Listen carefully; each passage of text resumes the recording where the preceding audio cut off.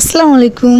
আমি Lucky's kitchen থেকে বলছি। সবাই কেমন আছেন? আমি আলহামদুলিল্লাহ অনেক ভালো আছি। মেয়ের জন্য আজকে একটু কবুতরের গোস্ত রান্না করলাম। পরিমাণ মতো পেঁয়াজ মরিচ 2-3টা দিয়ে ভেজে নিয়ে মশলা ভেজে নিচ্ছি।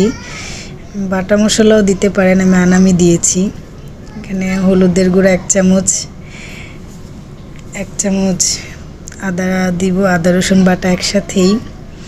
জিরা বাটা ছিল না, এর জন্য দিইনি। জিরা বাটা ছাড়াও খাওয়া যায়। আমি অনেকবার রান্না করে দেখেছি, একটু বোঝাও যায় না, কিছুই বোঝা যায় না যে কিছু দিয়েছি বা না দিয়েছি। তো তারপরে যে ভালো করে এটা কষিয়ে নিব মশলাটা। তারপর পরিমাণ মতো লবণ দিব। 2 চামচ লবণ দিয়েছিলাম, ছোট চামচের। দেওয়ার পরে মিশিয়ে নিলাম। মিশিয়ে নিয়ে গোস্তটা দিয়ে দিলাম। তারপর ভালো করে গোস্তটা কষিয়ে নিব। গোস্ত যত কষানো হয় তত মজা হয়। যে হয়ে গিয়েছে, পানিও দিয়ে দিয়েছি। এখানে আমি মরিচের গুঁড়া দিইনি, যেহেতু আমার মেয়ে খাবে। দেখেন কি সুন্দর কালার, মাশাআল্লাহ।